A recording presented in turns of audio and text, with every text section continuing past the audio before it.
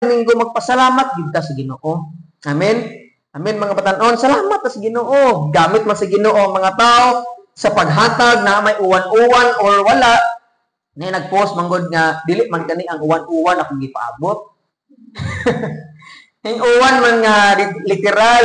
Sandi lang gud mo tong i-post dito ko nga ang uwan-uwan dili lang kana atong pasalamatan kay kanang uwan nga gihatag sa Ginoo karon bisag ting-init usa na sti mailhan nga makarealize ta ba nga kanang uwan ingana pud kadaghan ang blessing nga atong dawat sa kada adlaw. Makita man siya o dili makita, hangin man na unsa man ang naangkon nimo nga dili obvious sa mata sa tao but kana gihatag sa Ginoo mo na ang kaya natong pasalamatan.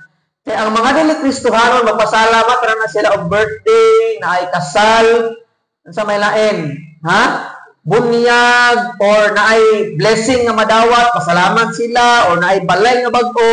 But kita nga mga Kristohanon magpasalamat ta, mawalay madawat nato or naa pasalamatan si Lord kay hangtod karong buhi gyapon ta. Amen. Kasi mo ta pa pasalamat sa Ginoo sa kanunay.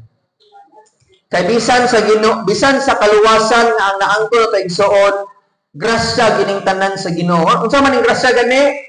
Wala tay gibuhat para maangkon nato ang kaluwasan, mo na siya grasya. Kay ang Pariseo iyang gipakamatarong iyang kabulingon nga Lord, malipay ka nako kay ingani ko nimo. Maluwas ko Lord kay ingani ko nimo but sayo igsuon kay ang Ephesians 2:8 for by grace we have been saved through faith. Naluwas kita tungod sa grasya sa Dios, tungod na sa atong pagtuo sa Ginoo dili na sa atong maayong buhat.